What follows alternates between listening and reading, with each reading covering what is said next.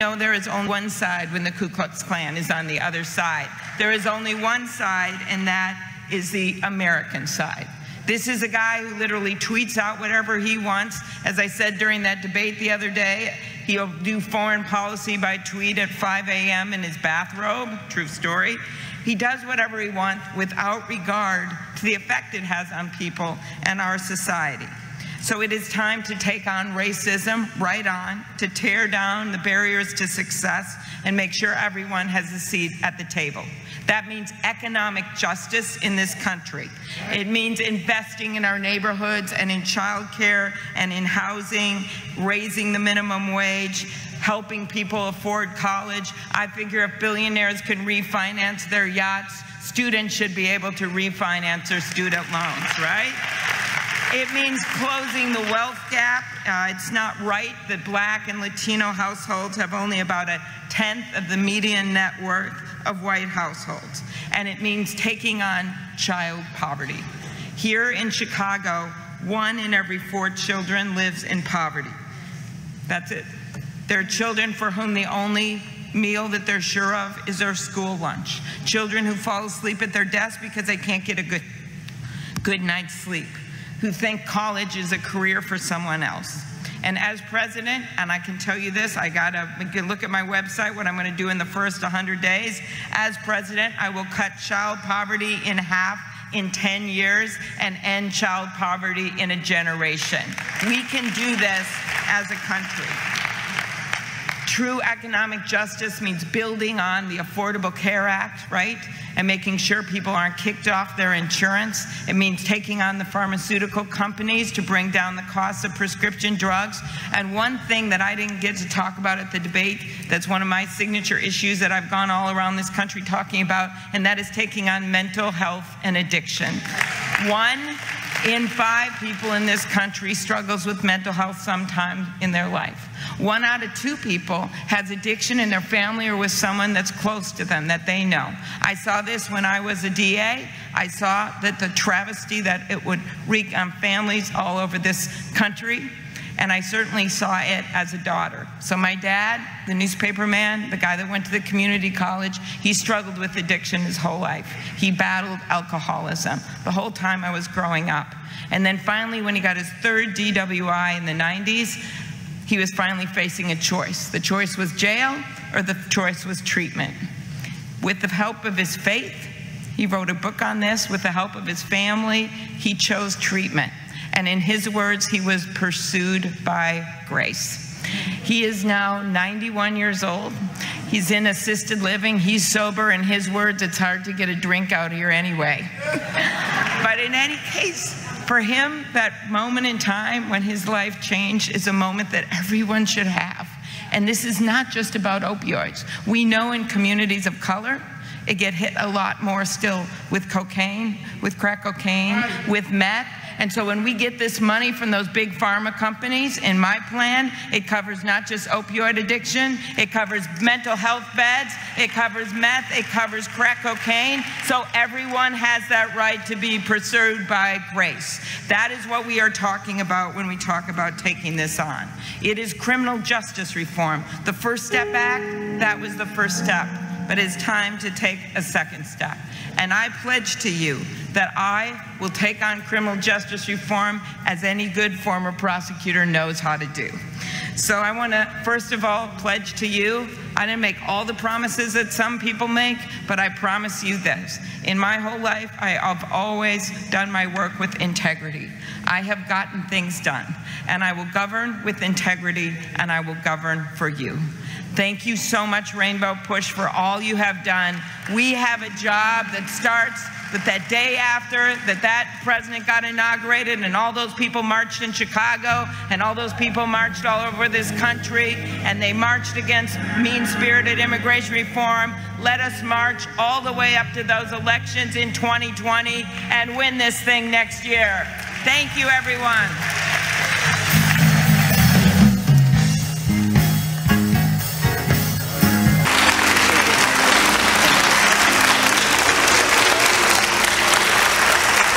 Aloha.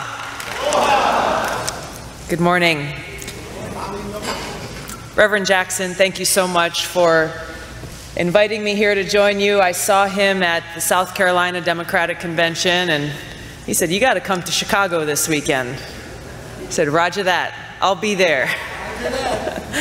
Bishop Horace Smith, thank you so much for hosting us here in your church, for your leadership and service and your kind hospitality. I appreciate the leadership that all of you bring here this weekend. A leadership focused on justice, on service, and on fighting for people, fighting for humanity, fighting for our planet. Now, I grew up in Hawaii, and I grew up in a multi-faith family. My dad's Catholic, and my mom's Hindu. I'm the fourth of 5 kids, and at night we would often hear bedtime stories from both the New Testament as well as the Bhagavad Gita. And the core message that I got from both of these scriptures was the message of love for God and love for others. One of my favorite verses comes from Matthew chapter 22. I know you know this well. Love the Lord your God with all your heart, with all your soul, and with all your mind. This is the first and greatest commandment, and the second is like unto it, to love your neighbor as yourself. So in Hawaii, you hear a lot about aloha. We greet each other with aloha, but it's not because it's a word that means hello or goodbye. It's a word that is so much more powerful. Aloha is love. So when I greet you with aloha, what I'm saying is that I come to you with an open heart, with love, with respect, with compassion, and a recognition that we are all God's children. We are all connected. And there is so much strength that comes from that aloha, that love, that cannot ever be mistaken for weakness. Because there's no force more powerful than love. It's not just a feeling, it's a force that motivates us to take action, to take care of one another, to fight for those we love. It's love that drives a firefighter to go and run into a burning building to save the life of a total stranger. It's love that drives a mother to run into oncoming traffic to save the life of her child. It's love that inspires a soldier to put their life on the line, out of love for our people and love for our country. It is that love that inspires us to take care of each other. It is that love that has the power to heal our wounds, to build those bridges, to cross those divides, and to unite us as one people, as one nation. Now, Dr. King came and visited Hawaii in 1959. And while he was there, he shared some powerful words. He said to our state legislature, "We look to you for inspiration as a noble example, where you have already accomplished in the area of racial harmony and racial justice what we are struggling to accomplish in other sections of the country." He said, "You can never know what it means to those of us who are caught for the moment in the tragic and often dark midnight of man's inhumanity to man, to come to a place where we see the glowing daybreak of freedom and dignity and racial justice." When he left Hawaii and he went home, he said, "As I looked at those various faces in various colors mingled together like the waters of the sea, I could see only one face, the face of the future." Now, his call to action to all of us was very clear, that we will stand together, and together we will get to that promised land. He called for us to stand united in that love, motivated by that care for each other to build that bright future together. And we have no time to waste. As the Reverend mentioned, I serve as a major in the Army National Guard, and I've served as a soldier for over 16 years and deployed twice to the Middle East, and my first deployment was to Iraq in 2005, which was during the height of the war, where we saw the high human cost of war every single day.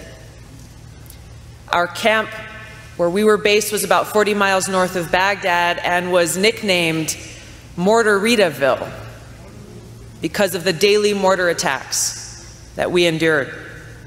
But there was a big sign at one of the main gates to our camp that I saw within the first couple of days of getting there.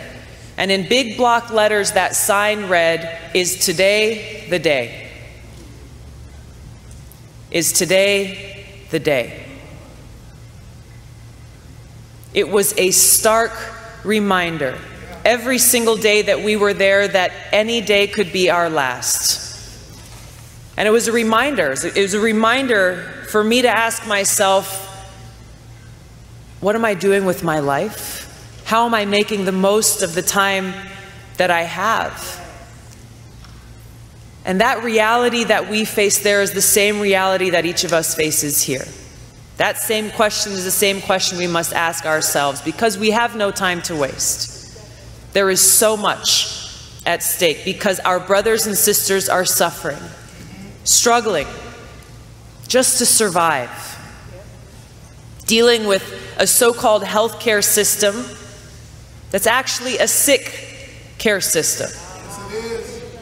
A healthcare system that's built so that big insurance and big pharmaceutical companies can fulfill their greed and exploit the sick just to expand their profits. We have families who are being torn apart, lives who are being ruined by a failed war on drugs and a broken criminal justice system that favors the rich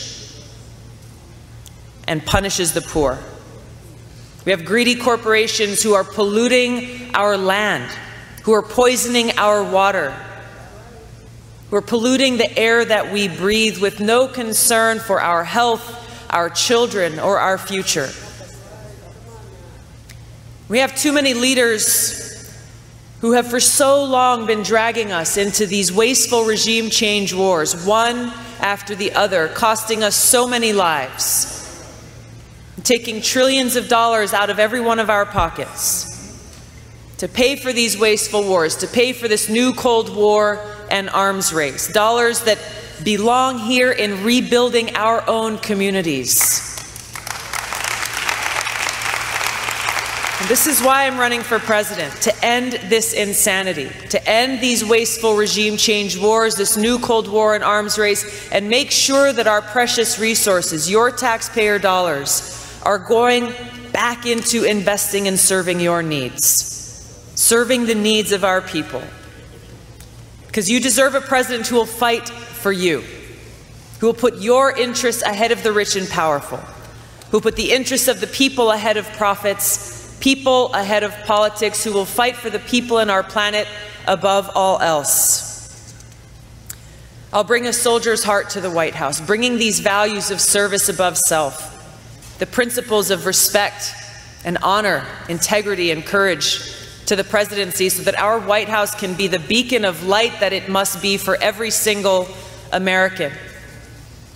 As we usher in a new century of peace and prosperity, where you and your children, your loved ones can live free from fear of a nuclear war, and where any American who is sick can get the care that they need, where every one of us can have clean air to breathe and clean water to drink, where every one of us is treated equally, regardless of the color of our skin or the way we worship or who we love. So I'm here asking you to join me in building this new century that truly fulfills the promise of our country, that promise of freedom and justice and equality for every single American. In Hawaii, we say, ke akua me ke aloha, which means God bless you. And God bless America. Thank you so much. Aloha. Thank you.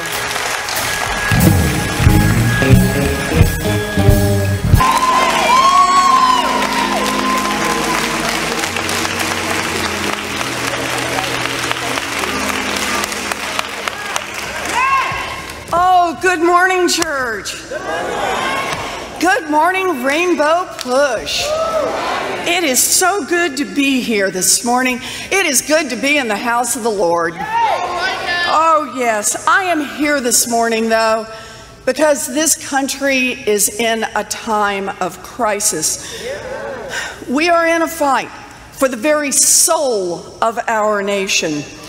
And when we're in this kind of fight, when we're in this kind of battle, we need allies who know how to fight and who know how to win.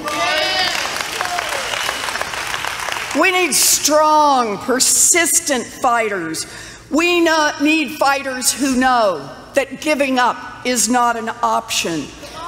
We need principled leaders who have the courage to fight for their convictions. We need giants who know that social change is possible only when we join together across lines of difference. We need a champion like our Reverend Jesse Jackson.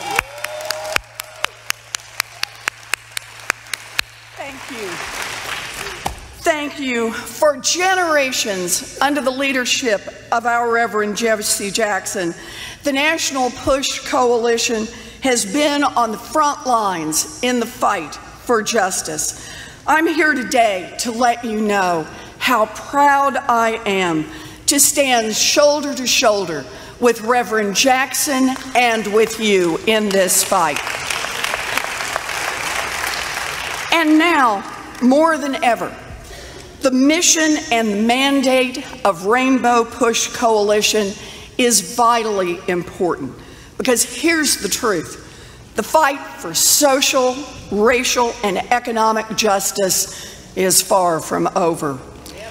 Every day we wake up to a new attack.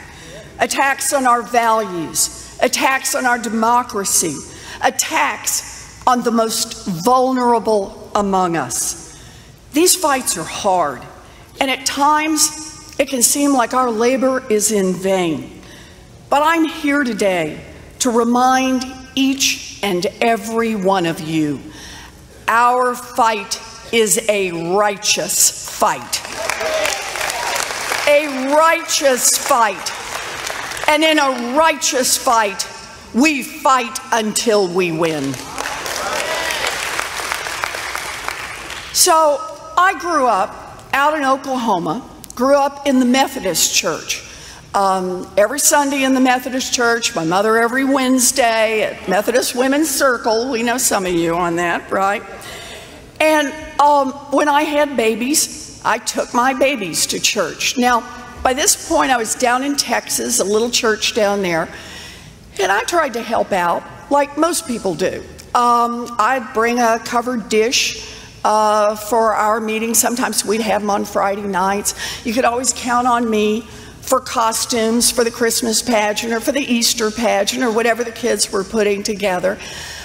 But one day the pastor came up to me and he said, Elizabeth, he said, I'd like you to teach Sunday school. And I said, Reverend, I got little kids and I've got my own teaching job. I'm teaching in the law school, I have blah, blah, blah, you know how that goes. And he said, no, he said, I really like you to teach Sunday school. He said, the fifth graders. He said, we've had a teacher quit, and he said, we really need you to teach fifth grade Sunday school. And I'm giving it the back pedal the whole time. And he said, finally he reaches out and he grabs my arm. He said, no, I really need you to teach Sunday school. And I said, well, maybe try someone. He said, it's the third teacher who's quit. And I said, is there a problem in the fifth grade? No. He said, look, he said, it's not that hard, just so long as nobody gets hurt. It'll be a success. So I'm thinking, whoa. So I keep trying this, and the pastor, you know, a little like Reverend Jackson, he puts the arm on you, you come through. So there I am. I show up to teach my fifth grade Sunday school class. And I don't know how to describe this. These kids are like wild. Man, they are everywhere. They are having a big time, but not there to do much of a Sunday school lesson. So in the space of the first 2 or 3 weeks, they cut each other's hair. That was a highlight. They glue a bunch of stuff together, including a bunch of our equipment and stuff in the room. We're on the first floor, fortunately, because at one point all the little boys climbed out the window. So it's a pretty chaotic mess. And I finally decided, you know, this is awful. I'm not doing a good job here. There's one thing I do know how to do, and it's teach. Come on. I was a special needs teacher. I'm now teaching in law school. Surely I can do this. So I got my kids together. Finally, about the fourth Sunday we did this, and I said, okay, look, everybody sit down. We're going to read a story from the Bible, and then I'm going to ask you some questions about this. So I gave them a little piece to read about Noah. And so they all read about Noah, and they're still giggling and twisted in the seats, but they all read about Noah. And I said, how do you think Noah felt when he heard God? And of course, they give lots of giggly answers. You know, they give answers like, am I going crazy? And, you know, is it a spaceman talking to me? But after a while, they start to actually kind of get engaged. What would that mean? That God spoke directly to you and told you about something that was going to happen in this world? So they got a little bit engaged, and they started answering the questions, and we made it through to juice time. We passed out the juice and cookies and actually had a pretty good class. So, did it again the next week. Brought in a different story and started asking them questions. And they got more and more engaged. We gave up doing the art, we gave up cutting each other's hair, and got focused on these Bible questions. And so, one day, we were reading a passage about charity. And the children were struggling with the question about charity and the difference of charity, what you give, but you don't have to give, but you need to think about what do you owe. And that's kind of where the conversation turned. So I was asking the question, what do we owe each other? Not just give up of charity if you decide to, what do you owe each other?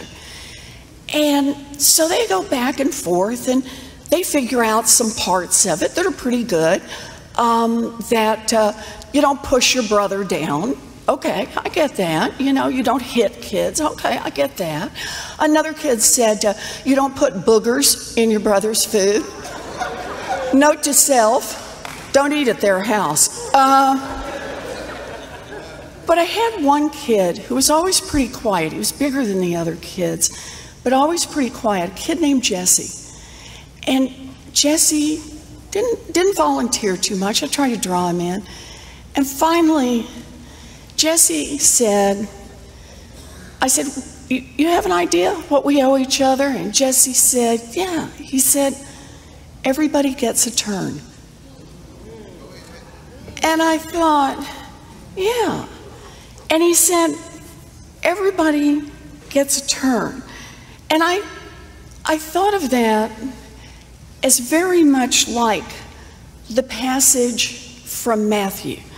So, if you'll forgive me, I know you know the passage, but I want to remind everyone and see if we can link these up. So I'm at Matthew 25. You ready? We're gonna do a little Matthew here, and I'm old school, so this is gonna be King James Version. Okay. And let me set the story up. If there's anyone in here who doesn't know the story, it's that the sheep are being divided from the goats. And just so y'all understand, sheep are going to heaven. The goats most definitely are not. And the shepherd has divided them, and he's put the sheep on one side and he's put the goats on the other. And here's the passage. And then he shall set the sheep on his right hand, but the goats on the left. Then shall the king say unto them on his right hand, come, ye blessed of my Father, inherit the kingdom prepared for you from the foundation of the world. For I was hungered, and ye gave me meat. I was thirsty, and ye gave me drink. I was a stranger, and ye took me in. Naked, and ye clothed me. I was sick, and ye visited me. I was in prison, and ye came unto me. And then shall the righteous answer him, saying, Lord, When saw we thee hungered and fed thee, or thirsty and gave thee drink? The sheep are saying, I don't remember seeing the Lord and doing these things for the Lord. When saw we thee a stranger and took thee in, or naked and clothed thee? Or when saw we thee sick or in prison and came unto thee? And the king shall answer and say unto them, Verily I say unto you, inasmuch as ye have done it unto one of these, the least of my brethren, ye have done it unto me.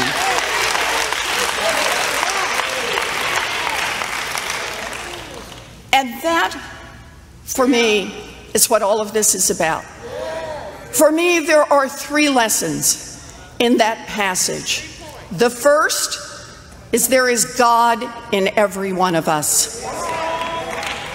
There is God in every one of us. Not God just in those who look like the Lord, God in every one of us. There is God in the children. There is God in the hungry. There is God in those who are in prison. The second thing it says to me is that we are not called simply to observe. We're not called just to have a good heart. We are called to act, to feed the hungry, to bring water to the thirsty, to visit the imprisoned. And the third is that we are called to act without promise of reward. We are called to act because it is right.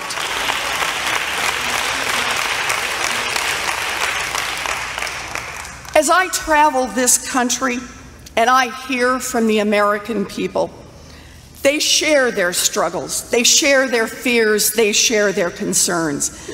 But the people know what is right, and they are ready to act.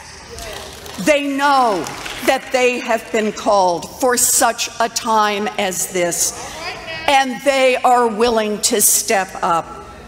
I am here today to say that none of us is alone in this fight.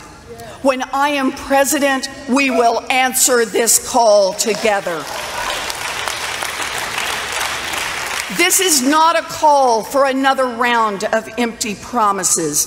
This is not a call for another round of vague ideas.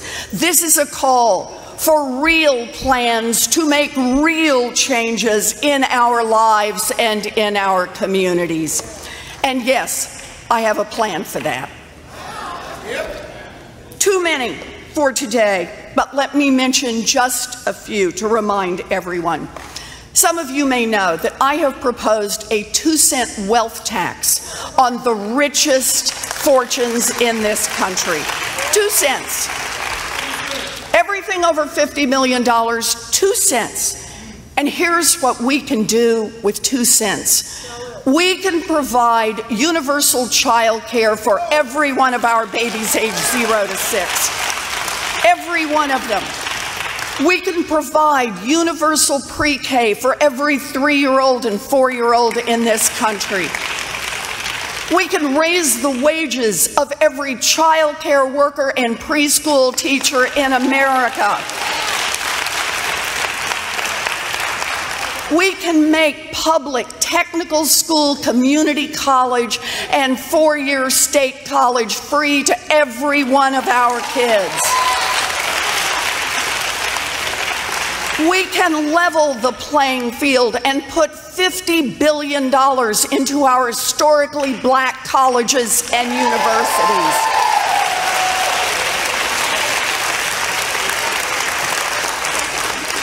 And we can cancel student loan debt for 95% of the kids who've got it.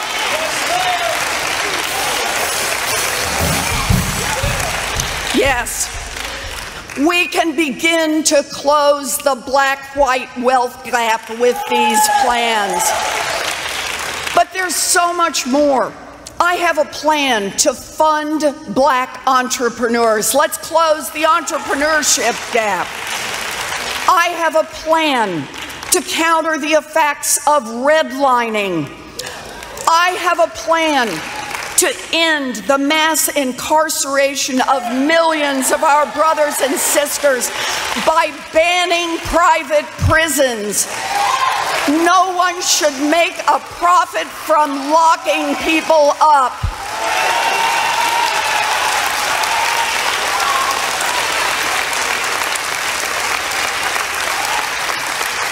I have a plan to make sure that every American citizen gets to vote and gets that vote counted. Yes, this is a moment of tremendous challenge, but I believe this is the moment we have been called to. And I make you this promise. When I am president, we will answer this call together. We will answer this call and we will stand with one another. We will answer the call to make health care, affordable housing, and high-quality education for every child a basic human right. We will answer the call to build an America where the difference between a good education and a prison sentence isn't just a few blocks. We will answer the call to make certain that every working person, regardless of race, creed, or economic background, every working person is paid a living wage so they can build a secure future for themselves and their families. We will answer the call to build an America that commits to educating our children before it criminalizes them. We will answer the call to build an America where a run-in with law enforcement or a turn down the wrong street corner doesn't cost you your life because of the color of your skin.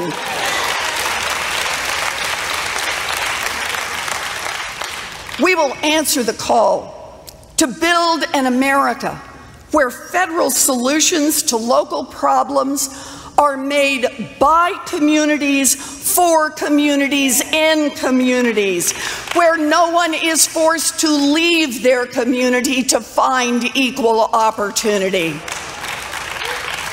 We will answer the call to end mass incarceration in this country. And when I am president, we will create a country in which, like Matthew 25, every human being has value, and we turn our backs on no one. And we will start right here in Chicago.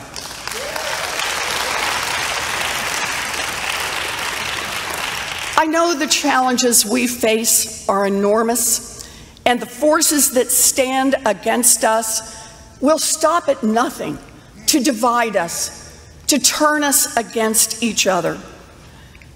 In times of struggle, in times of uncertainty, I often turn to Scripture for inspiration, to keep the faith and to stay in the fight.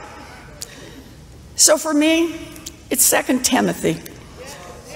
For God hath not given us the spirit of fear, but of power and of love and of a sound mind. I am in this fight because I am not afraid. I know our fight is a righteous fight. And if we stand together, if we fight together, if we persist together, if we dream big and fight hard, then we will win and we will make this the America of our best dreams. Thank you. Thank you. Thank you. Thank you. Stay with me. over.